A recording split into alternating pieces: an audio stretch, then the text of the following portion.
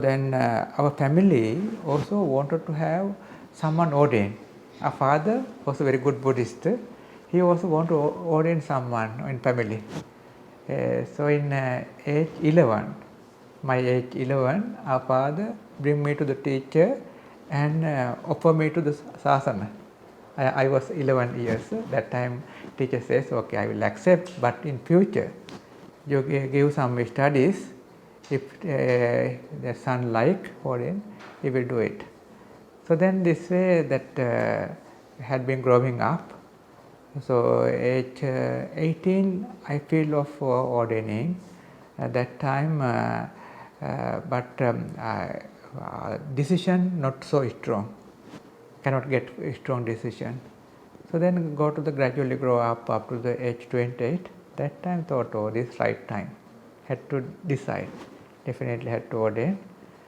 So then that time we ordained. Reason is why we ordained. Reason is one thing is our Buddhist background. Another thing is we had been thinking what Buddha is teaching. Why Buddha says to ordain and practice. Why Buddha says. Had been thinking. When we are thinking, understanding, yes, we have to understand this Dhamma, non-self, no person, no being, that this Dhamma we have to understand. That's why Buddha encouraged us. So then age 28 understood, or to understand non-self is necessary to ordain. I am Venerable Ariyananda. So I ordained 1992 as a Samanera, 1993 as the Bhikkhu, means 32 was already completed. So my teacher is our Aryadhamma Mahatero, that called, now he already passed away a few years before, Aryadhamma Mahatero. My preceptor is Jinamasa Mahatero, who started this forest tradition in 1992. He is still alive that time. He passed away year 2003. It is also very good that story. 2 days before his passing away, he declared, he told that his students, so that I had been doing sadhana so many things, so that day after tomorrow I will pass away. He declared and passed away day after tomorrow on the 2003 July 11. He declared. July 13, a full moon day, very peacefully passed away. In India, already some percentage, about 5% of the people, they are very good moral and very good their intention for their own development, for the sasana development, about 5%. This 5% if come up, we can help for others. Because good people, the ability one, first they have to develop themselves. Then society we can help. Some of the society people, they listen to us. These people we slowly we can convert and we can help. So we think in the positive ways better. That maybe society, some side is going down, that's true, but society is still good level is maintaining. That maintaining part we have to further develop. So the example here we have meditation group. So this meditation group become stronger and stronger, then they can share their experience to the others. Some percentage of the society we can help, but all we not possible. So big percentage we can bring back. So religious support, meditation support is necessary to bring them back to the right track. Buddhism to the India is now this time is necessary time because many of the practitioners, they are practicing in the India. So maybe they are practicing various meditation groups, their meditation, and also studying groups, they are studying. So a lot of Dhamma activities in the India. And another one is various tradition, Dalai Lama tradition, also in India some various traditions also come to the Bodh Gaya, and also various monasteries they are building. So that it is very good sign to the India.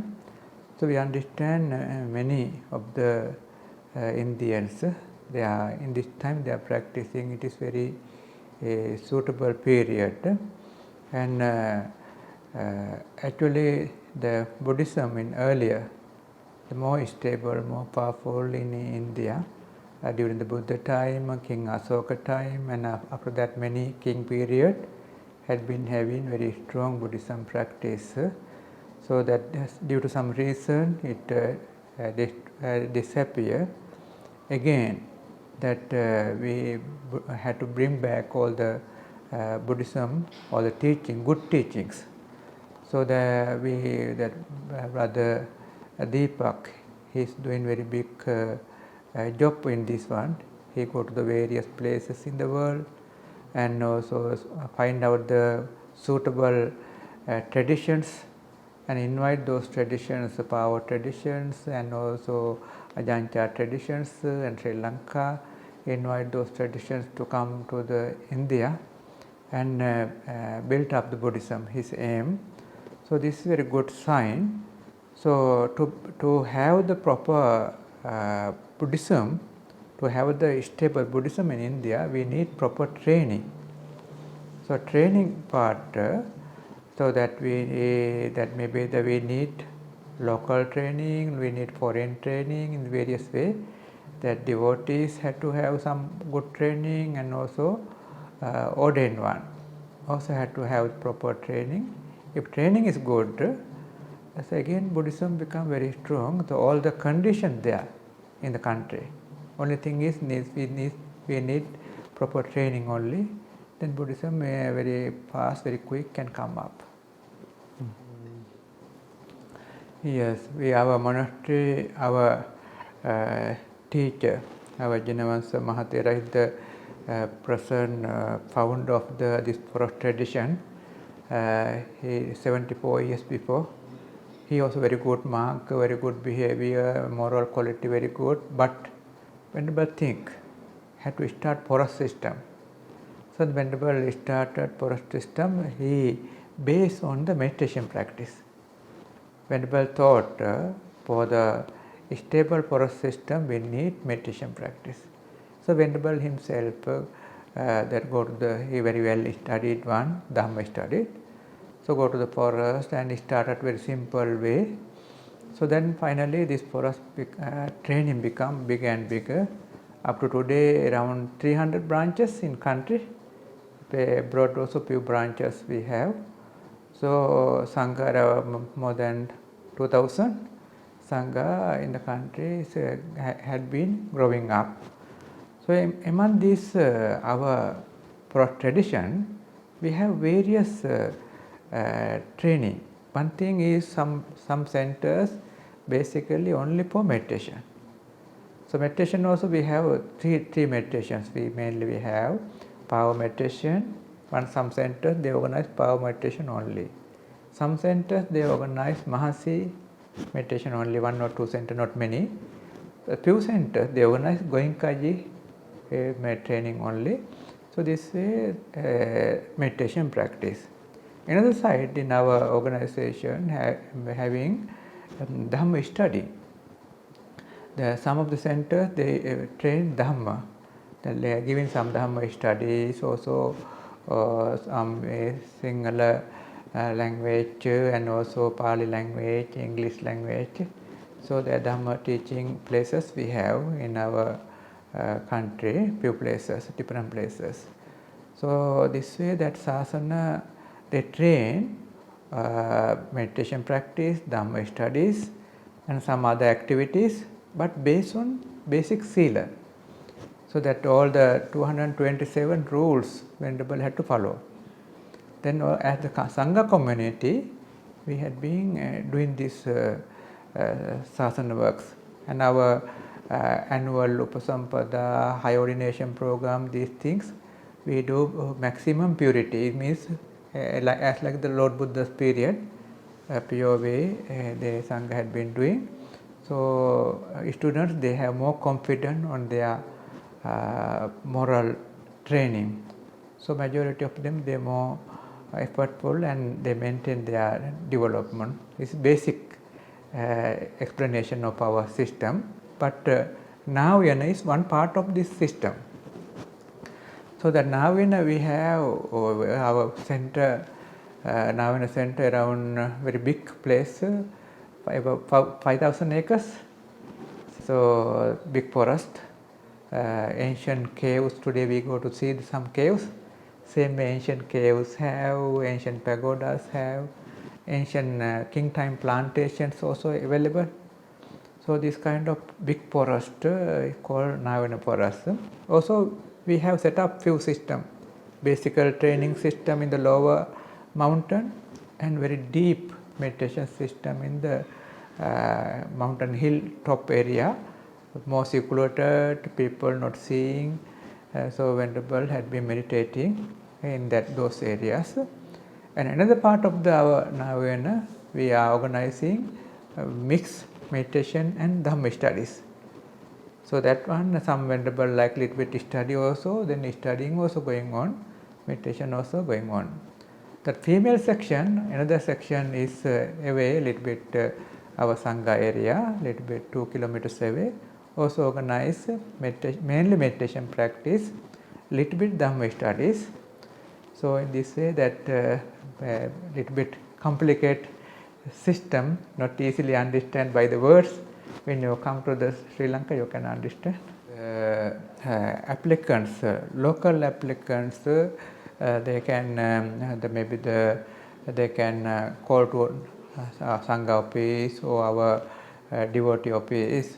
They can get the appointment and come to the our Sangha area, and they can discuss.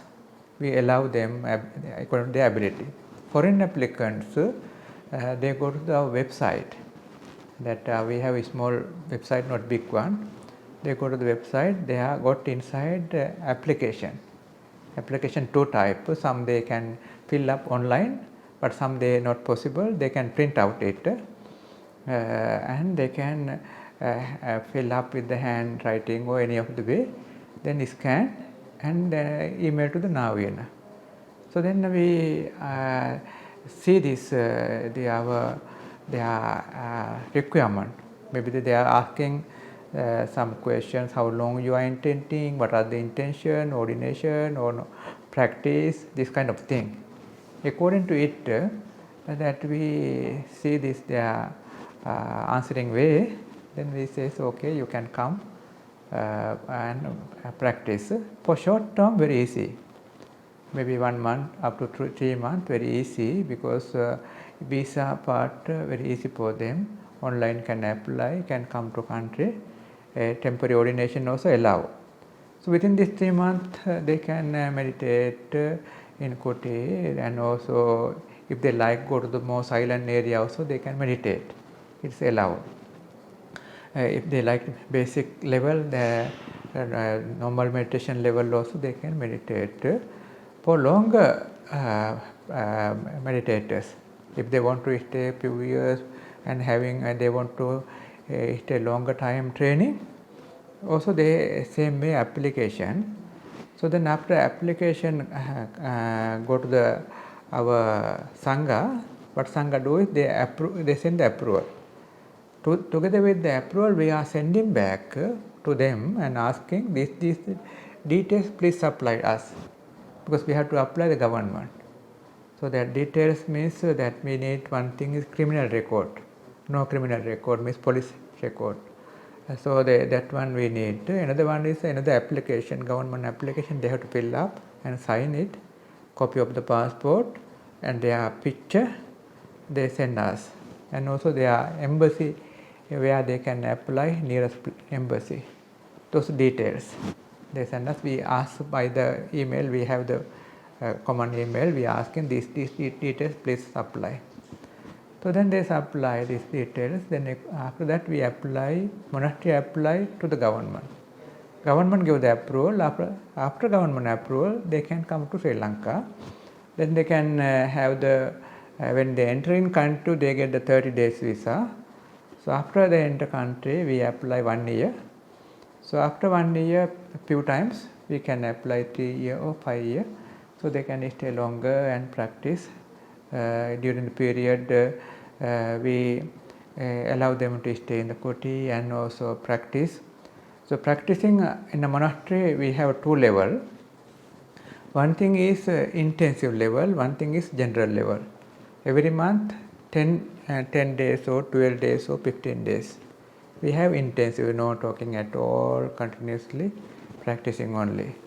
Another 10 days or 15 days, rest of the days, sometimes we are practicing, in the meantime listening some Dhamma and also some of the Dhamma, a little bit Dhamma studying also can, or some reading also can be done. So in this way that various setup. So when you come, you can understand. One is we have one of the eldest teacher. He's 91. He's generally is a preceptor for the old sangha. He that generally preceptor and general vinaya, this thing teaching by this teacher. So other few Dhamma teachers and few meditation teachers, they are inside the monastery. So different levels we are, maybe the nunnery, we are the 2-3 venerables, the meditation teaching, and also 1 or 2 Dhamma also teaching.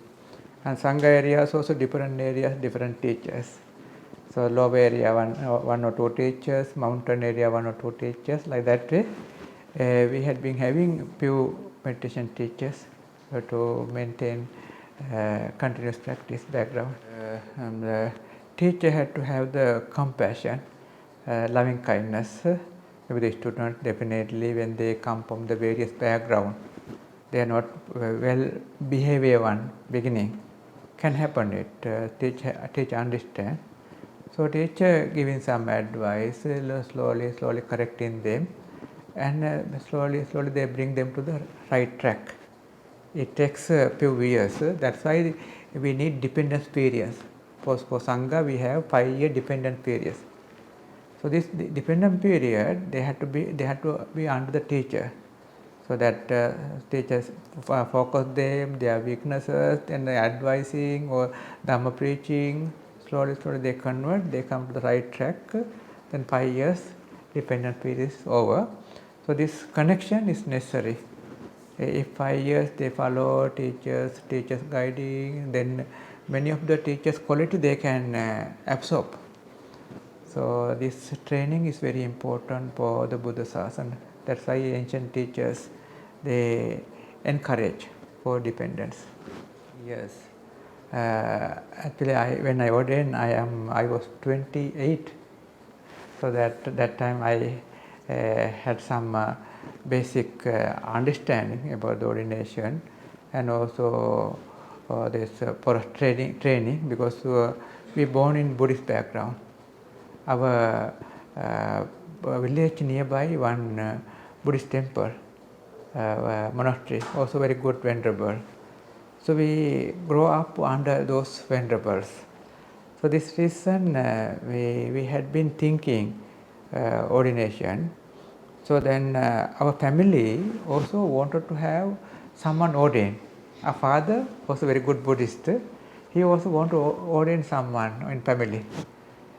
So in age 11, my age 11, our father bring me to the teacher and offer me to the sasana. I was 11 years. That time teacher says, okay, I will accept, but in future you give some studies. If the son like ordain, he will do it. So then this way that had been growing up. So age 18, I feel of ordaining at that time, but decision not so strong, cannot get a strong decision. So then go to the gradually grow up to the age 28. That time thought, oh, this right time, had to decide, definitely had to ordain. So then that time we ordained. Reason is why we ordained. Reason is, one thing is our Buddhist background, another thing is we had been thinking what Buddha is teaching, why Buddha says to ordain and practice, why Buddha says, had been thinking. When we are thinking, understanding, yes, we have to understand this Dhamma, non-self, no person, no being, that this Dhamma we have to understand. That's why Buddha encouraged us. So then age 28 understood, or to understand non-self is necessary to ordain. So this is the main aim on that time. But even though had a little bit fear, because Dhamma we know definitely good, ordination also we know definitely good, but if I cannot do, what can do? The mentally got the mind, no, if cannot do, I don't take my leg backward. That even I die, I do it. Like that way, strong determinations. So then our teachers very compassion, cannot imagine our teachers' compassion. So slowly they change our mind. Because our mentally beginning we don't have proper experience, proper training, but teachers always smiling, always loving kindness, always encouraging. This way, supporting us few years. So then we got right track. Actually, Dhamma is not complicated. Dhamma is very simple, very easy, but our wisdom not mature. That's why we cannot understand. So Dhamma basically very easy to understand, wholesome and unwholesome. Unwholesome always increase your ignorance, greed, hatred, delusion, conceit. Those unwholesome objects increase your ignorance and also increase your darkness. Wholesome mind, so that wholesome increase your wisdom and also increase your brightness.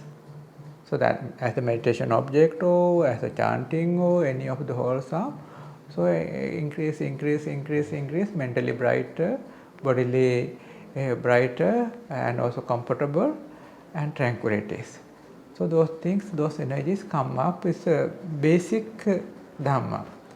So then when the wholesome energies develop, so then we have to, in the wholesome group, we have to further increase mindfulness, concentration and wisdom. These three come up, unwholesome energy go down, unwholesome energy completely disappear, wholesome energy stabilize, is that we call liberation. So Buddha's aim is people bring unwholesome stage to the wholesome level to the deeper level, mindfulness, concentration, wisdom level. This level to the complete purity. So Dhamma is very simple, but our wisdom very weakened. That's why we cannot understand Dhamma. We variously focus this sutta, this thing, variously focus, but actually Dhamma is very simple, wholesome and unwholesome, like our scalar balance. That unwholesome is stronger, wholesome lower, life is ignorant, more suffering. Wholesome is stronger, unwholesome lower, life is more peaceful, relaxed and comfortable. So this one further go up to the complete purity. Yes, in meditation part, if you wanted to have a deeper meditation, laziness we have to break. If morning cannot wake up, daytime also cannot apply meditation, night time also cannot apply meditation, not easy development. So that effortfulness very important. So that morning maybe the devotees, morning they wake up and they little bit meditate and daily activities together little bit apply meditation, and night time also before sleeping little bit apply meditation is very suitable. So ordained one also they have to apply a whole day meditation. Means that morning wake up time little bit apply and daily activities together they have to apply. So then until night time, sleeping time they apply. So that without knowing, meditation energy growing. Maybe this week little bit better, next week more better, next week more better, gradually come up to the stable level. So importance is continuously apply as much as possible. Some of the parties they cannot avoid, but even though they are in the party, better apply some Dhamma. Maybe they show that they are enjoying the people, but they keep that awareness of it, or that nature of the world. This kind of Dhamma apply is more suitable to take our mind from this unnecessary background, because we are enjoy our heedless and also no mindfulness, then ignorant. So taking alcohol, then doing lot of things. So again come back to Dhamma, not easy. So it is, if possible, alcoholic part, this part completely we try to avoid. Then very quickly we can come back to our track. So this way their daily other activities, together we apply Dhamma is more suitable for developing people. So later they are more stable. And so wherever they go, their mentality unshakable. Until this level, we have to protect our mind from this dangerous background. Spiritual teaching is producing good karmic energy for them. So any of the one word or few word or some Dhamma or that meditation or this teaching, as when they are doing sharing, internally our karma base become better, stronger and wider and more powerful. So then this karma base stronger, whatever they do, very easy success. In this life also, future life also, samsara, whatever they do, very easy success. But worldly, some enjoying life, some maybe these things we are encouraging people. So these people, they don't develop correct karma. So they are developing wrong karma. So this karma, sometimes present life also cannot be happy. Future also cannot be happy, sometimes more suffering. So it's better if they are doing at least this kind of encouragement, one part of the life had to be Dhamma part. If not, in future, no safe for them. Yes, I feel that more positive and effortful. Maintain this level. We call Buddha's word, this maintenance we call appamada. Appamada means that we keep positive mind, we keep Dhamma applying mind. This called appamada. So daily, when you are having some free time, or doing your work time, also little bit apply. So this is very suitable for you to be happy in future. So Buddha always telling this word, appamadini bhikkhave sampadita. Our teacher, Ridham Mahathera, more beautiful rhythm there. Maybe our website also should have Ridham Mahathera's chanting, overnight chanting for the Power Shadoji.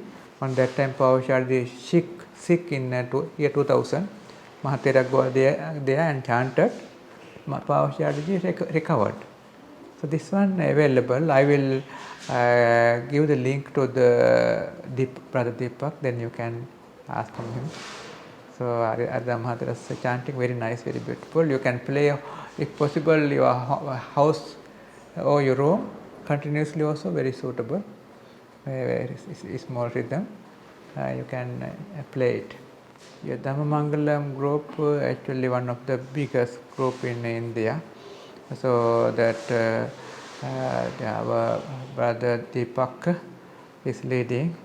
So he had been visiting important monasteries all over the world and bring this message and encourage people. Because of this, his encouragement, Dhammamangala had been having very good the organizing and ability, and also good people, gathering ability and meditation ability.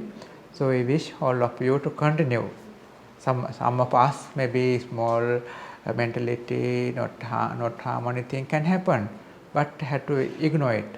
Even all the leaders or anyone venerable also can happen some small mistake. So this thing we have to ignore. Good thing, good side, we focus. Oh, this our brother or this sister or he's very good, he's supporting us, but some mistake can happen. So this way we have to ignore the weaknesses, we have to accept the good things, then all harmony together and maintain this practice.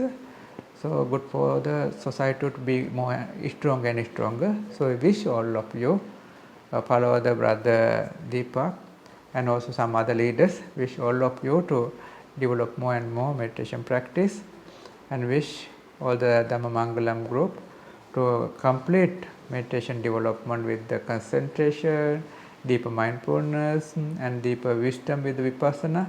Wish all of you to attain for the path, fruitions and nibbana. Sukhi hotu, sukhi raho.